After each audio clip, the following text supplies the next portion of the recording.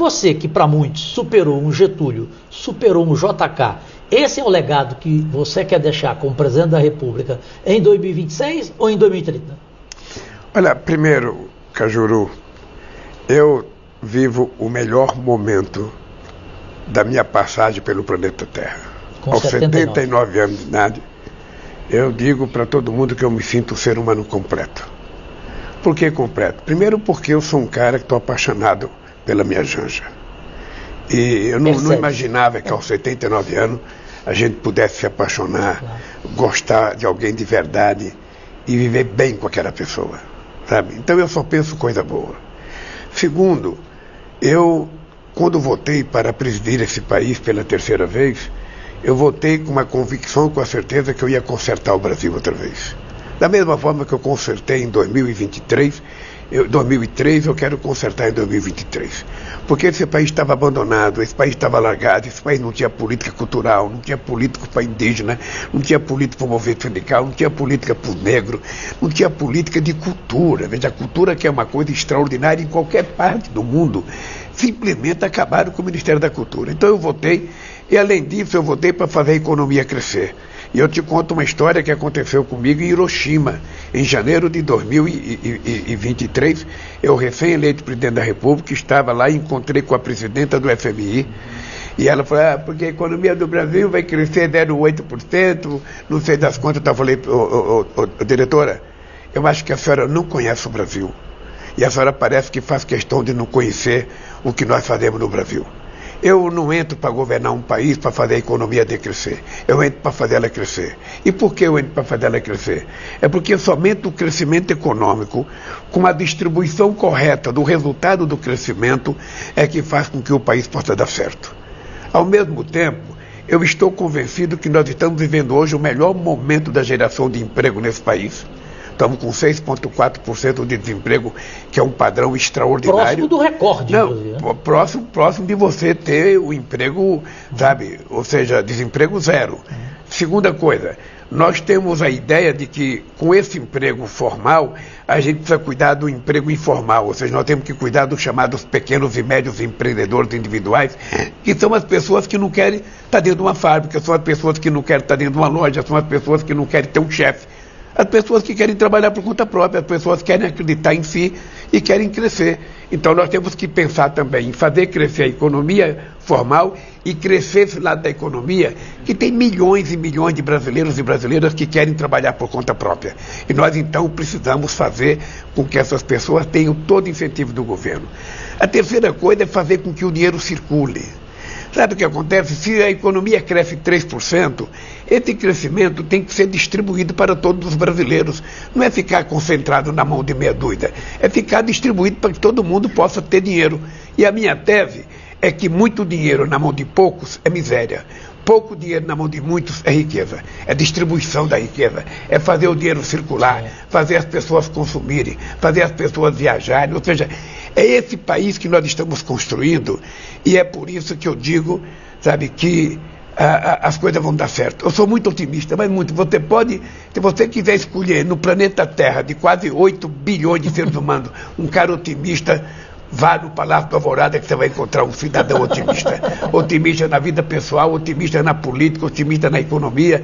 Eu vejo o mercado falar bobagem todo dia, sabe? Não acredito nisso não, porque eu já venci eles uma vez e vou vencer outra vez. A economia vai dar certo porque o povo está participando do crescimento desse país. Nós sabemos fazer política social para as pessoas que mais necessitam, sem esquecer aqueles que não estão abaixo, sabe, do CAD único e que precisa ser tratada pelo governo.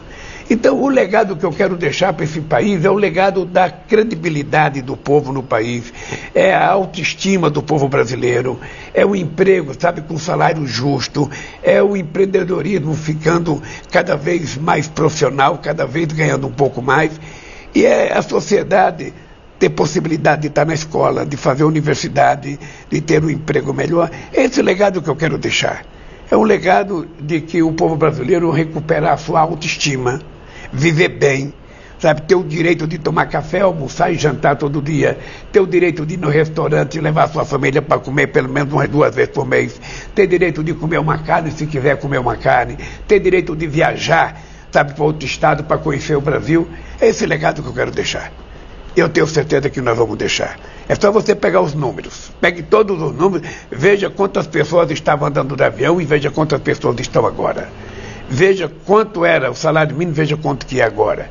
E veja a massa salarial, que já cresceu ano passado 11,7%, esse ano vai crescer outra vez.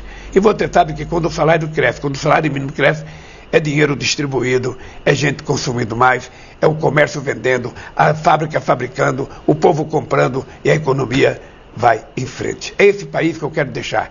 É o legado de prosperidade para 210 milhões de brasileiros e brasileiras. E, presidente Lula, Leila do Vôlei, eu sou muito direto, eu odeio entrevistar alguém que começa falando que está triste, que está pessimista, que não acredita no amanhã. Portanto, um começo diferente, Leila do Vôlei, dessa entrevista para o mundo inteiro. Agradecemos os canais aplicativos smarts, LG, Samsung, Android, iOS, tudo do comando da Sul TV. É a sua vez, admirável Leila do Vôlei. Obrigado, Cajuru.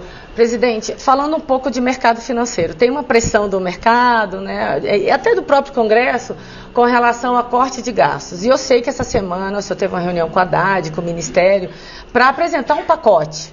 Existe essa expectativa mesmo? Vai ser apresentado esse pacote? Só pode adiantar alguma coisa? Não, veja, eu não posso adiantar porque a gente ainda não concluiu o pacote. Perfeito. Eu estou num processo de discussão muito, muito séria com o governo, porque eu conheço bem o discurso do mercado, conheço a gana especulativa do mercado, e eu, às vezes, acho que o mercado age com uma certa hipocrisia, sabe, com uma contribuição muito grande da imprensa brasileira, para tentar criar confusão na cabeça da sociedade. Veja, obviamente que eu disse isso no meu primeiro mandato, a gente só pode gastar aquilo que a gente produz, aquilo que a gente ganha, aquilo que a gente tem capacidade de arrecadar. Mas se o governo tiver que fazer uma dívida para construir um ativo novo, pode fazer essa dívida, não tem nenhum problema. Não tem nenhum problema. Acontece que nós não podemos mais jogar, toda vez que você tem que cortar alguma coisa, em cima do ombro das pessoas mais necessitadas. Nós temos que analisar, eu quero saber o seguinte, se eu fizer um corte de gasto para diminuir a capacidade de investimento do orçamento, a pergunta que eu faço é o seguinte, o Congresso vai aceitar reduzir as emendas de deputados e senadores para contribuir com o ajuste fiscal que eu vou fazer? Porque não é só tirar do orçamento do governo, claro. Eu tenho que tirar. Os empresários que vivem de subsídio do governo vão aceitar abrir mão um pouco de subsídio para a gente poder equilibrar a economia brasileira? Vamos aceitar? Eu não sei se vão aceitar. Ou seja, foi aprovado no Congresso, foi aprovado no Congresso esses dias um negócio muito generoso em que a gente fez desoneração de 29 bilhões para os empresários mais ricos desse país. Esses empresários vão abrir mão da desoneração para que a gente possa ter uma coisa mais importante na economia brasileira, com mais arrecadação e sobrando mais dinheiro para a gente fazer mais coisa nesse país. Porque essa é a conversa que a gente tem que fazer, a discussão muito séria.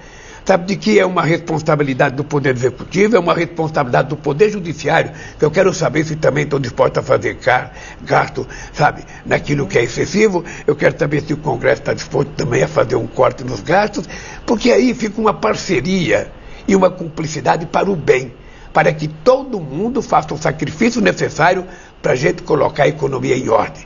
Porque se essas pessoas tivessem essa vontade de que o orçamento seja correto, sabe, no governo anterior, a gente não tinha a situação que a gente herdou. As pessoas se esquecem que quando eu assumi a presidência, nós tivemos que fazer uma PEC de transição que colocou quase 170 bilhões para a gente poder governar 2023, inclusive pagar a dívida do outro governo. Inclusive terminar o governo dele. Ora, as pessoas se esqueceram de que nesse país foi gasto quase 300 bilhões de reais para que ele se mantivesse no poder, ou para que a gente não ganhasse as eleições. Então, esse país se esquece que a gente não tinha Ministério da Cultura, Ministério do Indígena, Ministério da Igualdade Racial, e que nós estamos reconstruindo isso porque nós achamos que é necessário que a sociedade brasileira tenha representatividade, sabe, na totalidade e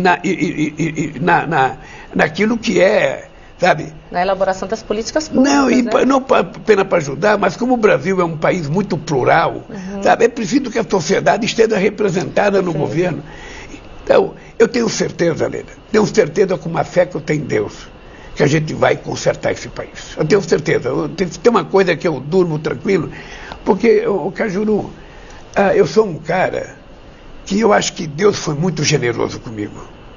Porque um cidadão que nasceu em Caetés, em 1945, numa pobreza desgraçada e não morreu de fome até 5 anos de idade, já foi um ato de generosidade de Deus para comigo.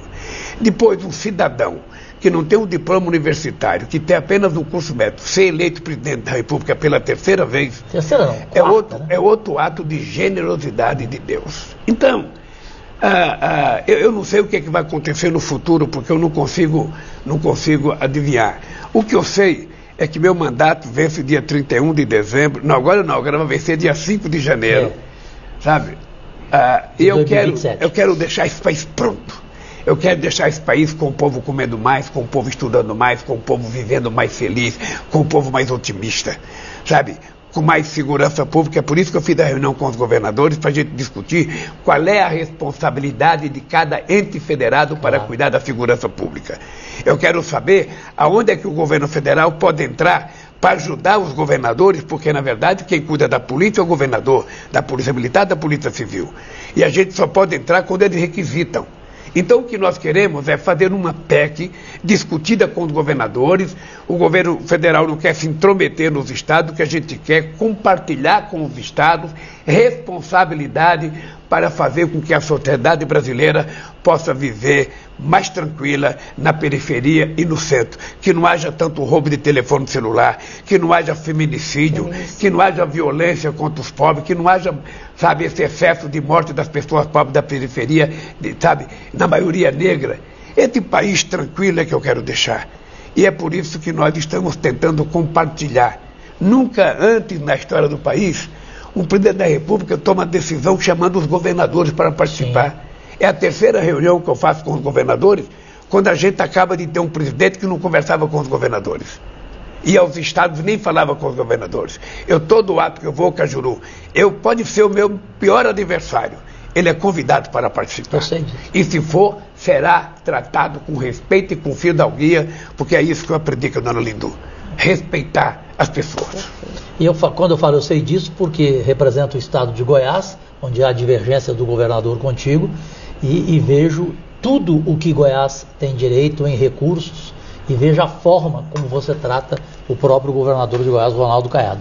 Leila do Vôlei, você e eu estamos, graças a Deus, entre os senadores mais econômicos dos 81. Eu, inclusive, presidente Lula, se eu pudesse me ajudar, eu entrei com o primeiro projeto no começo do mandato, com a taxação das grandes fortunas e com a proposta de 50% da redução dos nossos gastos, os privilégios e tudo. O senhor pode entrar no portal de transparência e colocar senador Cajuru. Eu não gasto um centavo. Nem o café do meu gabinete eu aceito que o dinheiro seja público. Os funcionários dividem entre eles. Então eu concordo plenamente contigo. Eu acho que isso aí é o nosso grande sonho, que pode conseguir isso no nosso país, se Deus quiser. Agora, presidente, o senhor fala um pouco do que recebeu. Então essa pergunta, Leila, eu acho que ela é inevitável. De toda a herança que você recebeu, qual foi a que te mais aborreceu e a que mais te deu entusiasmo para ter esse otimismo de corrigi-la? Olha, primeiro, a coisa mais desagradável que eu encontrei no país é que nós encontramos uma sociedade mais desestruturada do ponto de vista da organização. Ou seja, a sociedade brasileira, ela sempre teve divergência política, sempre teve divergência ideológica, mas ela nunca teve o ódio estabelecido na sociedade, nunca teve. Ou seja, eu lembro que a gente fazia campanha política em São Paulo, em qualquer outro estado, você terminava um comício, você encontrava com o adversário, cumprimentava, se abraçava, tomava cerveja, ou seja, o cara era meu adversário, mas não era meu inimigo. Agora foi estabelecida a ideia do inimigo, foi estabelecida a ideia da mentira, a prevalência da mentira, a prevalência do ódio, a prevalência do fake news é uma doença que precisa ser extirpada da sociedade brasileira, porque é muito mais fácil você contar uma mentira do que você contar a verdade. A verdade você tem que explicar, a mentira você não tem que explicar. Você pode difamar uma pessoa, sabe? No segundo, hoje, com esse mundo digitalizado, com essa, sabe, rede digital, que é uma coisa absurda. Não sei se você viu nas eleições americanas, sabe? Em 2 dias, ou seja, eles publicaram 2 bilhões de ou melhor, os fake news tiveram acesso de 2 bilhões de pessoas em 2 dias. Incrível. Ou seja, você destrói qualquer imagem, você destrói qualquer pessoa. E eu encontrei esse mundo. Só então, rapidinho te interrompendo. Essa madrugada, eu estava acompanhando a eleição, tudo tal, entra no TikTok, vem um plantão do Jornal Nacional, a Renata Vasconcelos dando notícia, luto no Palácio do Planalto, onde estamos aqui agora. O presidente Lula acaba de morrer. Falei, gente, que ponto que nós chegamos? Não, eu já vi entrevista minha aí, um picareta qualquer dizendo, não é ele, esse aí é falso, ele já morreu. Esse tipo de imbecilidade. O que acontece de concreto, sabe, é que uma das coisas que eu prometi a mim mesmo era tentar restabelecer a normalidade nesse país. A normalidade na relação com o Congresso Nacional, a normalidade na relação com o Poder Judiciário e definir claramente as coisas. Qual é o papel do Poder Judiciário? É fazer, sabe, o cumprimento da nossa Constituição e julgar os processos que a sociedade quiser. Qual é o problema do Legislativo? É legislar. É fazer as leis que a gente precisa fazer nesse país e o nosso papel é executar, sabe, a economia brasileira. Se cada um cumprir com a sua responsabilidade, esse país volta à normalidade, volta tranquilamente a viver num clima de paz. Sabe, não precisa pai parar de falar com o filho, não precisa tio parar de falar com o sobrinho, ou seja, esse mundo do ódio, essa coisa nervosa, essa coisa, sabe, eu diria até nojenta na política, porque o cara que estimula o ódio, o cara que estimula a mentira, ele não deve viver bem com a consciência dele. Eu acho que quando ele deita a cabeça no travesseiro à noite, sabe, é muito triste ele saber que não vai dormir direito porque mentiu o dia inteiro, porque fez provocação o dia inteiro, porque falou mentira o tempo inteiro. Então eu quero fazer com que esse país volte à normalidade. Sabe, eu não tenho, veja, eu não converso com as pessoas perguntando que partido a pessoa é. Eu trato todo mundo com muita dignidade e com muito respeito, porque isso é uma coisa que você não aprende na universidade, você aprende no berço. Foi a minha mãe que me ensinou a ser educado, foi a minha mãe que me ensinou a ser respeitador, e foi a minha mãe que me ensinou a dizer o seguinte: eu gosto de respeitar, mas eu gosto de ser respeitado também. Eu gosto de ouvir, mas eu gosto de falar. E todo mundo tem o direito de ser o que quiser ser. Ninguém. Eu gosto de você, Leila, como você é. Claro. Eu não quero te mudar. Eu gosto de você, Cajuru, como você é. Eu não quero te mudar. Eu não quero que você seja igual a mim. Eu quero que você seja você. O que eu preciso aprender é ter tolerância para aprender a conviver com os contrários. Viver com uma coisa antagônica, viver com uma coisa que pensa diferente. Mas esse é o charme da democracia. Esse é o charme da democracia, ou seja, é 2 pessoas antagônicas conversarem, estabelecerem regras e viverem bem, cada um cuidando daquilo que acredita, sabendo que o seu limite para respeitar a democracia é não adentrar ao direito dos outros. Ou seja, nós temos barreira, sabe, no cumprimento do processo democrático. E eu respeito muito isso, Cajuru. Eu respeito muito isso porque eu acho que é isso que faz com que a gente viva bem. É isso que faz com que a gente possa deitar toda noite e, sabe, dormir o sono dos justos. Presidente, só aproveitar essa deixa que você está falando sobre redes sociais, né? Redes sociais, fake news. Como é que o senhor lida com esse tipo de comunicação hoje, né? Porque a gente sabe que tem as fake news, tem vários memes também.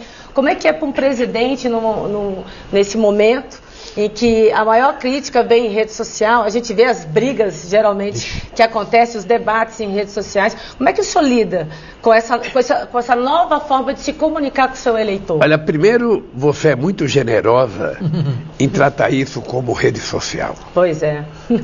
É bem por aí, a gente sofre bastante. É melhor a gente tratar como rede digital, que tem uma parte que é social, e tem uma parte que é canalice o tempo inteiro. É muito desagradável você ver que muitas vezes prevalece a quantidade de ensinamento para você ser ruim e não para você ser bom. Bem, eu acho que essa revolução digital que o mundo vive, que era uma coisa que deveria ser muito benéfica para a humanidade, muito construtiva, ela foi utilizada uma parte para maldade. Eu fico triste. Deixa eu lhe falar uma coisa. Eu não uso celular. Nós sabemos. E por precaução, Veja, primeiro que eu não tenho interesse de saber de tudo todo dia. Sabe, a minha cabeça não consegue processar mais notícia do que ela foi preparada para processar. Então eu quero saber das coisas que interessam ao Brasil. Eu tenho muitos assessores, eu converso com eles me passam as informações. Além disso, eu tenho a Janja, que vive na internet o dia inteiro também, me passa as coisas boas. E eu não quero saber de coisa ruim. Não quero saber de coisa ruim. Eu quero saber daquilo que eu posso mudar, daquilo que eu posso interferir para ajudar as pessoas. Eu não quero saber de notícia que não me interessa. Ah, aconteceu na Malásia, tal coisa. E daí? Aconteceu na Malásia, tudo bem, o que eu quero saber? Aconteceu não sei aonde, um cachorro mordeu não sei quem, tudo bem, o cachorro mordeu não sei quem, vamos tratar do ferido e vamos punir o dono do cachorro. Mas eu não perco tempo com notícias inúteis. Não perco tempo. Eu fico com pena das pessoas que passam o dia inteiro no celular. Você está conversando com uma pessoa e o cara está do teu lado com o celular, ou seja, ele não está presente. Uma vez eu fui numa reunião do PT e eu descobri a Gleice falando em 26 pessoas com o celular na mão. Nossa. Esses caras não estavam na reunião. Eles estavam em qualquer parte do mundo, menos na reunião. No meu gabinete não entra celular. Não entra celular. Porque o cara que vai conversar comigo, ele vai conversar comigo. A gente não sabe se a pessoa está gravando, a gente não sabe se a pessoa está filmando. Ou seja, então, eu quero que tenha um mínimo de bom comportamento nessa área. E, presidente Lula, isso está acontecendo até com casais. E depois uma coisa mais séria, viu, Leila? É que eu quero me respeitar. Isso. Eu tenho horário de almoço, ninguém pode ligar para mim a 1h da tarde. Meia-noite. Eu não quero receber telefonema rotina. quando eu estou no banheiro. Eu não quero receber telefonema depois das 9h da noite, eu não posso interferir. Não adianta o cara me telefonar, o presidente, você está sabendo que tal jornal vai fazer uma matéria contra você? Faça. Eu não vou pedir para não fazer, que faça. O presidente, sabe, 11h da noite. O presidente, você sabe que morreu? E daí, porque eu quero saber que o cara morreu 11h da noite, eu não vou poder fazer nada. Deixa para me ligar às 8 da manhã. Sabe, que aí eu vou poder tratar, vou poder ir para o enterro. Então, eu não quero saber das coisas de forma precipitada, porque eu acho que a má utilização do celular hoje é uma dependência digital. Você tem a dependência química, você tem a dependência alcoólica, você tem a dependência de um monte de coisa. E a dependência digital tem pessoas que não conseguem suspirar sem estar com o celular na mão. O cara levanta às 6h da manhã com o celular na mão e tem gente que carrega 3. O Estuquinha carrega 3 celulares na mão. Sabe? Tem gente que 11h da noite está com o celular, meia-noite está com o celular, vai no banheiro com o celular, sai do banheiro com o celular. Eu quero saber para que isso, que bobagem que é essa? Que dependência que é essa? Então eu me cuido muito, até por uma questão de segurança. Tá? Eu só falo, Leila, eu só gosto de falar no telefone aquilo que eu posso falar para a televisão ou aquilo que eu posso falar para você aqui numa entrevista. Perfeito. Eu não gosto de conversa cifrada no telefone celular. Por isso eu não uso, porque eu aprendi com o Meirelles, quando ele foi do Banco Central, o Meirelles tinha sido presidente do Banco de Boston. Então o Meirelles entrava na minha sala, sem ninguém pedir, ele tirava a bateria e deixava o celular lá fora. Eu falava, presidente, quando eu era presidente do banco, ninguém entrava na sala da diretoria com telefone celular. Então eu vou continuar tendo esse procedimento. Isso aqui não é seguro, mesmo quando está desligado. Então, a nossa segurança é não deixar celular entrar onde não deve entrar.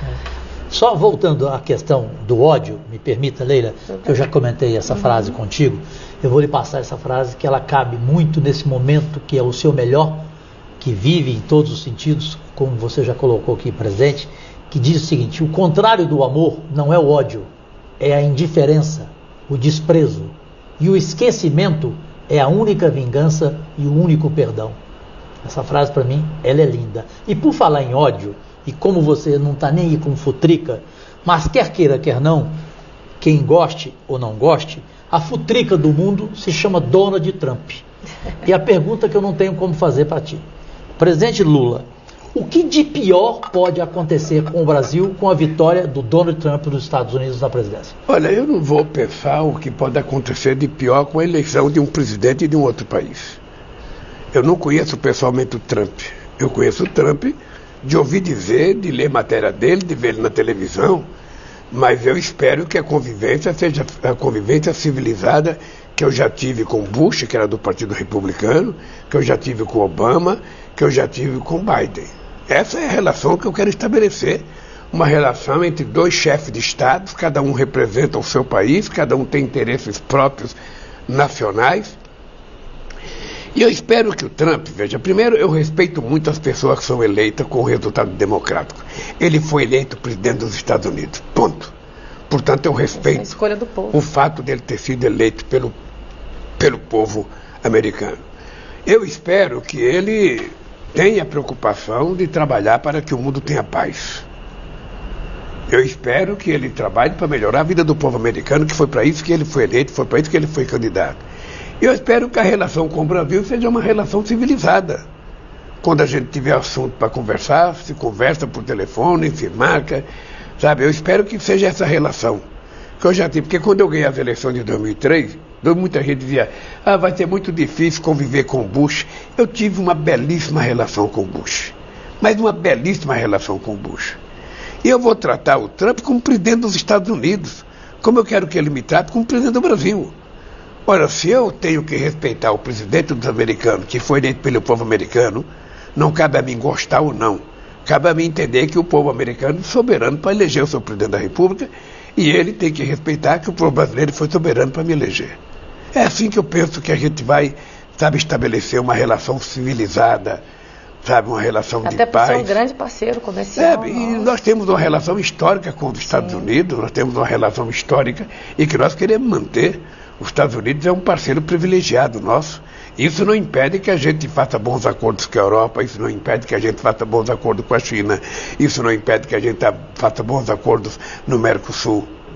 Sabe, eu acho que a minha relação será essa relação, a relação de um presidente com outro presidente, dentro das normas estabelecidas pelo bom senso da democracia. Leila. Presidente, uma pergunta. Eu só vou retornar à questão de fake news, à questão de narrativas dentro de rede social.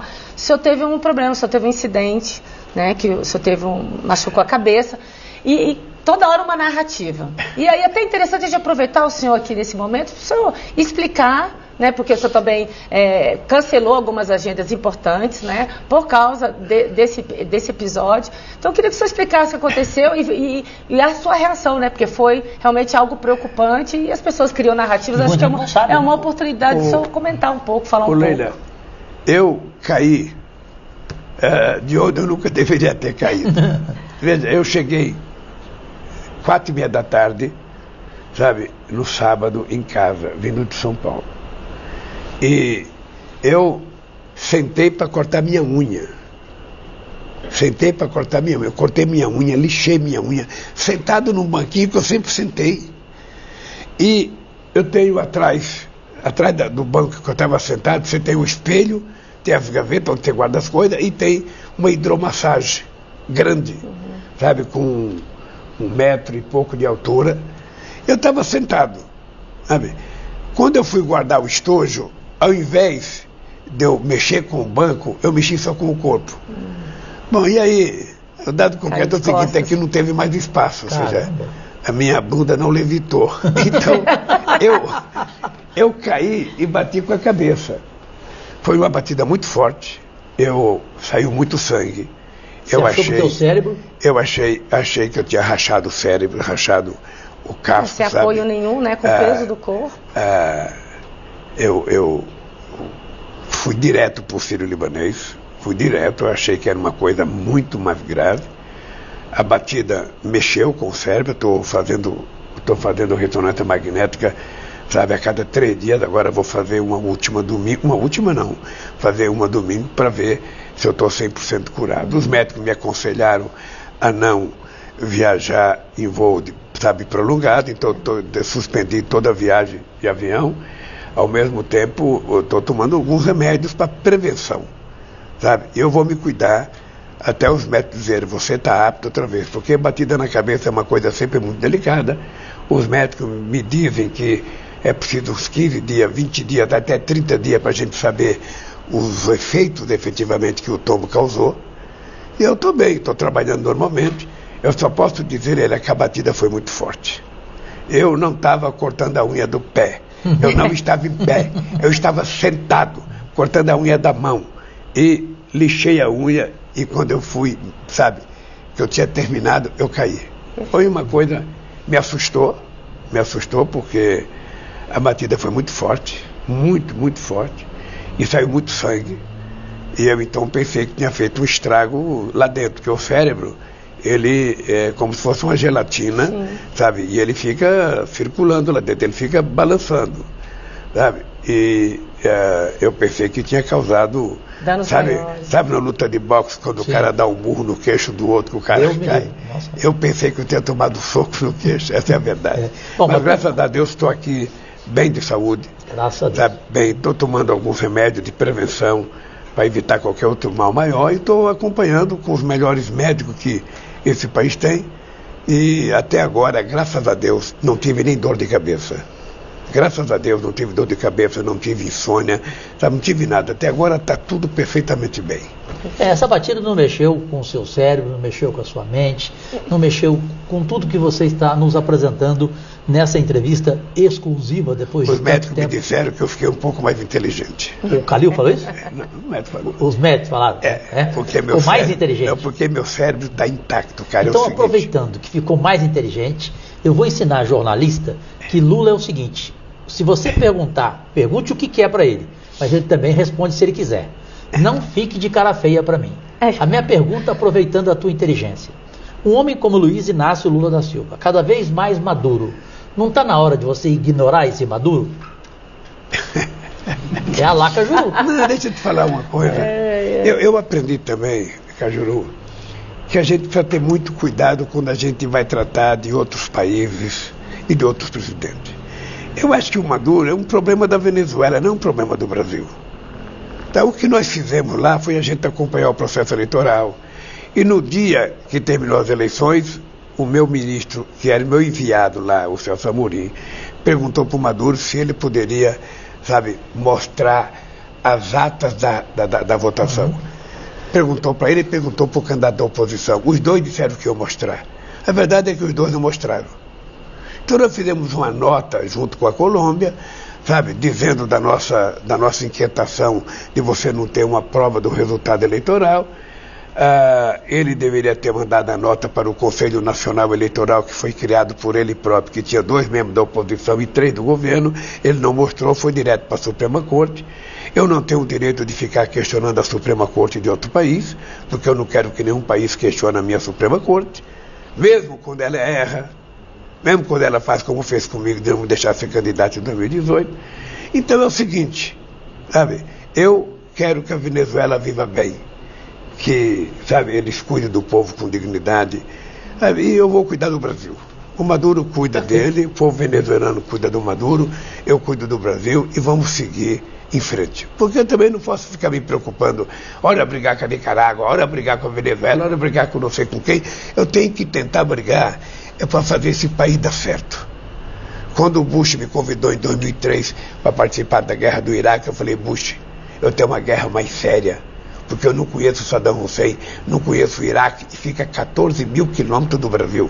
Eu tenho uma guerra contra a fome no meu Brasil, e essa guerra eu vou vencer. E vencemos. E agora, estamos vencendo outra vez. Em 1 ano e 9 meses de governo, tiramos 24 milhões de pessoas da fome e vamos entregar esse país com todo mundo tomando café, almoçando e jantando todo santo dia. Leila do Vôlei, a craque. Perfeito, presidente. Presidente, agora, voltando para o Brasil, agora em novembro nós vamos ter a COP29 em Baku, no Azerbaijão. O ano que vem vamos ter... O Brasil será o palco do mundo. O ano que vem o Brasil... COP30 no Pará. Qual que é a sua expectativa? Porque assim, nós fizemos uma audiência no Senado Federal e a expectativa da delegação, daqueles que irão representar o Brasil agora em Baku, é a questão do financiamento climático, que é importante. O que o senhor espera dos resultados dessa reunião em Baku e qual que é a sua perspectiva, sua expectativa para a COP30 aqui no Brasil? Olha, deixa eu lhe falar uma coisa. Eu posso falar muito daquilo que eu quero que aconteça no Brasil. Primeiro, você vai dizer para o mundo, né? Primeiro porque o Brasil tem muita responsabilidade nessa questão climática. E o Brasil tem muita chance extraordinária que nós nunca tivemos. Olha, quando você pensa na questão climática, você pensa na questão da não, poluição do planeta, da não emissão de gás de efeito estufa, do não desmatamento. Você vai precisando numa agricultura de baixo carbono, você vai precisando, numa indústria de baixo carbono, você vai pensando numa série de coisas, inclusive na questão dos combustíveis fósseis, que você tem que pensar. Mas você tem que pensar numa coisa chamada transição energética. E nessa questão da transição energética, o Brasil é imbatível. O Brasil é imbatível pelo tamanho do seu território, pela quantidade de sol, pela quantidade de vento, porque nós vamos fazer muita energia solar, muita energia eólica, muita biomassa e muito hidrogênio verde.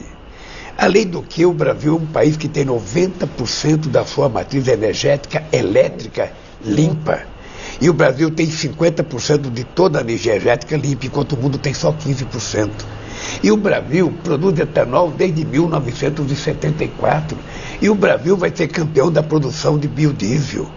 Então a gente vai ter tudo que o mundo precisa. A gente vai ter hidrogênio verde, a gente vai ter energia eólica, a gente vai ter energia solar, a gente vai ter energia de biomassa, a gente vai ter biodiesel, vai ter etanol de segunda, de terceira geração. E agora o carro elétrico. Então o Brasil pode servir de exemplo para o mundo. É isso que eu quero mostrar na cidade de Belém, no estado do Pará, o ano que vem. Ou seja, o mundo, faz muito tempo que o mundo fala da Amazônia. Então, quando nós decidimos colocar Belém como sede, da Copa, é porque a gente quer que a Amazônia fale para o mundo.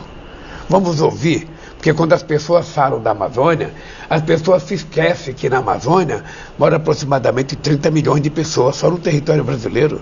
As pessoas se esquecem que tem gente que mora embaixo da copa das árvores. As pessoas se esquecem que tem gente que vive da pesca. As pessoas se esquecem que tem gente que vive da agricultura.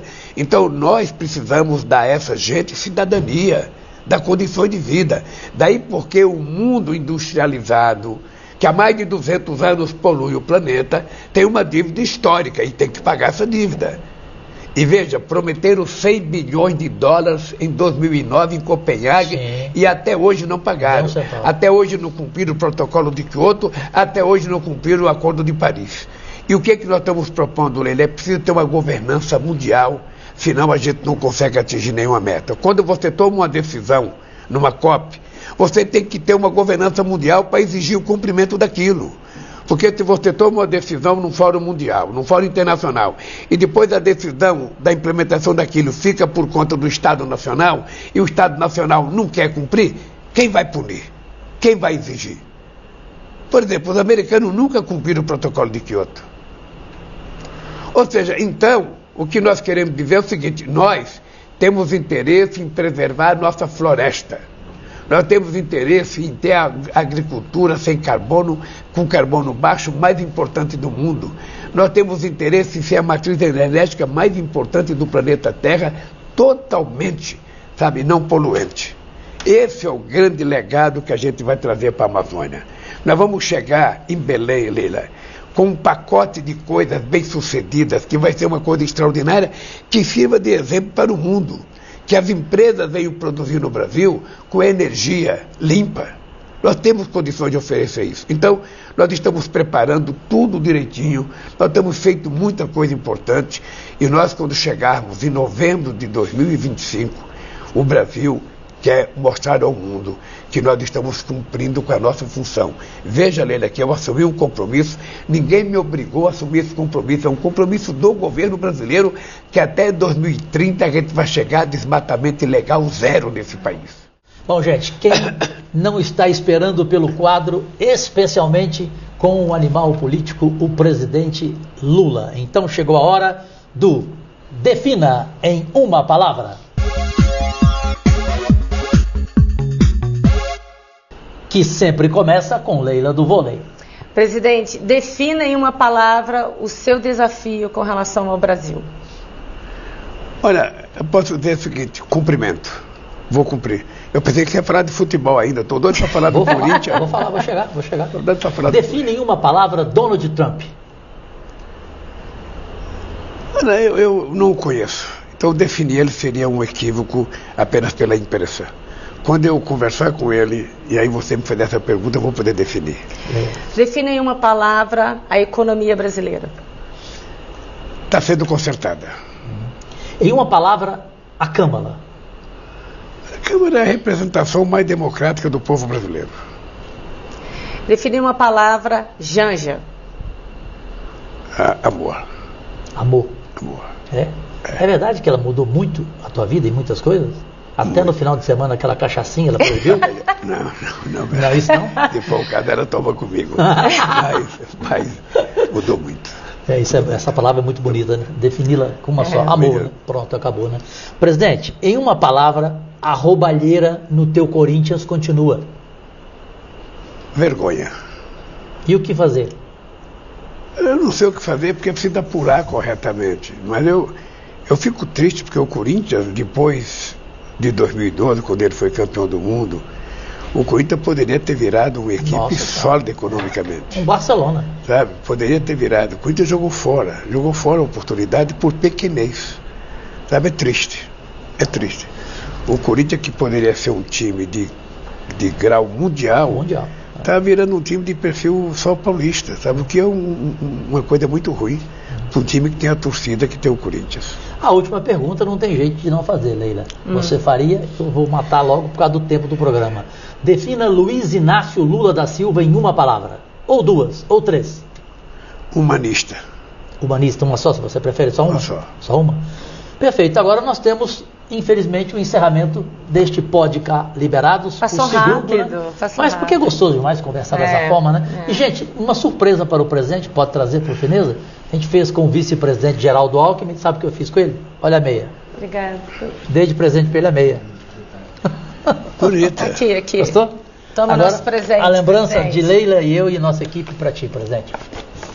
Vê se você vai gostar. É a tua cara.